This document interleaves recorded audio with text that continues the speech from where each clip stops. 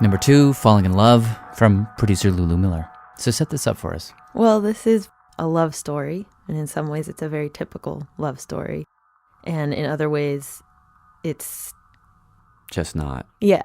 The girl is a really good friend of mine. We're going to call her Sarita, and the boy we'll call Simon. When was the first time that you ever saw Simon? I don't remember the exact moment, but I do remember sitting in the lunchroom with the girls at the table and sort of scoping out the boys. And he was definitely the skinniest. He just looked like a really nice guy, olive-skinned, thick hair. And he made really good eye contact to the point where it's a little flirty. There's no break in the eye contact. It's like constant. To the point where I think it could be uncomfortable for some people, but I really liked it. When was the first time you talked to him? Well, we had a class together our freshman year. We talked a lot in class and after class, on the paths around campus. And that's how it went, all freshman year. Sophomore year. Junior year. Mm-hmm. They were sort of like particles that just kept colliding. In the lobby of the dorm, on the sidewalk. And each time it was new. A new topic or a new idea. For instance, one of them would walk by carrying a book. Poisonwood Bible. And the other one would say, "Oh, I love that book." Yeah. They just clicked. And again, the eye contact. We would talk and be connected with the eyes. That's what I really was falling for about him. There was like an attentiveness beyond. I want to ask you one thing, which, like, you just said I'm falling for him. Mm-hmm. Is that the way it felt? I mean, people always say falling in love. Did it feel like falling? Yeah, it does, because it feels out of control. And there's a moment where it feels like I let go and allow myself to feel it totally. Though there were some moments where she wondered if she should. Yeah. Like sometimes she'd walk by Simon on the path, look up and smile. And he'd snub me. But then we run into each other and we talk. She'd let herself start falling again. This is really fun in this moment. And I realized years later that every time we ran into each other, he has no idea that those were me. Really? Yeah. Hi. Hello. Oh. Could you hear me vaguely? Yeah. Can we start out talking about your condition? Yeah. What's it called? Prosopagnosia. Prosopagnosia. Yes. Sounds like a delicious fruit salad. It could be a cocktail. And what is that? What is that word? Let's see. Well, agnosia is a lack or an inability, and proso is the Greek for face. Oh. Face blindness. This, of course, is Simon. There's a little piece of my brain that's missing, and I have a really, really hard time recognizing faces, remembering faces. And how does that work? Is it just that you forget where you know people from? No. If I passed you in the street, I can't swear that I've ever seen you before. So he didn't know. He couldn't string those together as all the same person having the same conversation. Right. No way. Even their first kiss. He didn't realize he was kissing a girl he'd actually known for years. Yes. Yeah. So were you like totally shocked? I was totally blown away. Who was that person to you? I knew it was the cheese plate girl.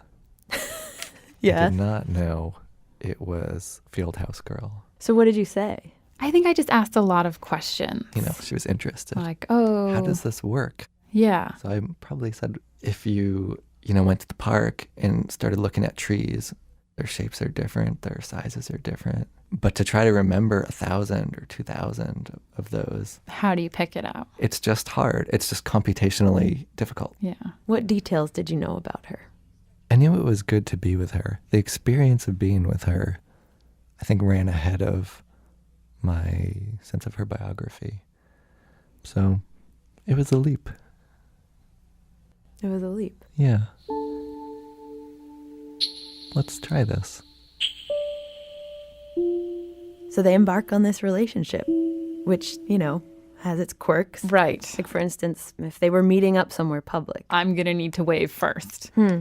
And backpacks. He's always got to wear the same one. Voice really helps. But I would get a little bit anxious when we'd have to meet each other somewhere. Yeah. Because I knew if another curly-haired girl walked there before I did, I'm thinking, is that her? he would like smile and wave at her.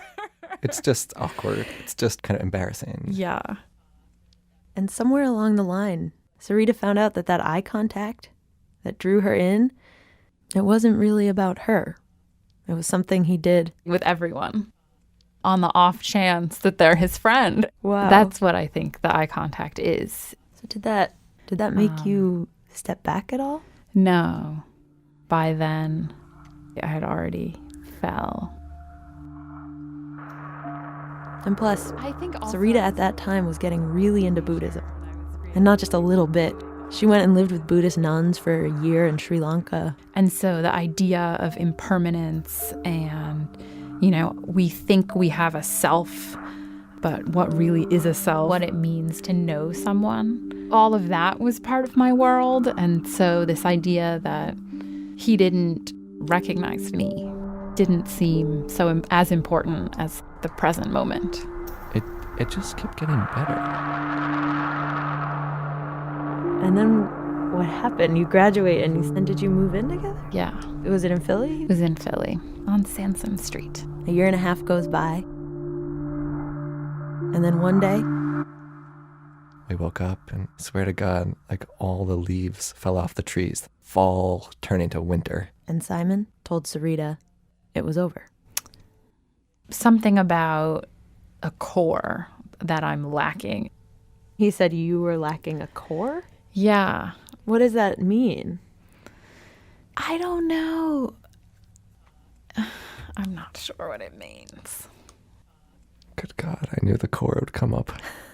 The core. What I was trying to talk about was lingering doubt whether this was it.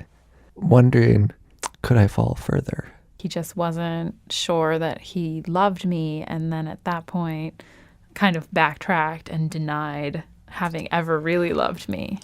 Yeah. But that's how it was.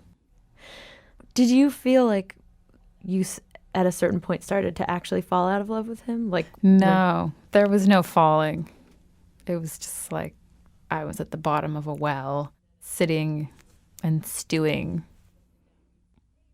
I loved him Yeah.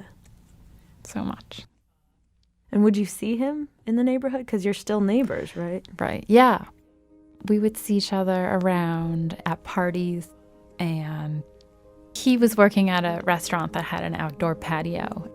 And I walked by there a few times without him knowing it was me, where I could see him and look at him.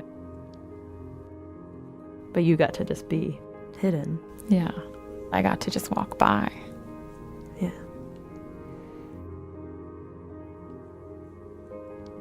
So there is comfort in that. Yeah. I didn't know that. I didn't know that. Yeah, it's hard somehow. Yeah. That I wouldn't see her. It's like she faded back into the crowd. Yeah. Quickly. I had become lost. It's actually haunting to me to hear that.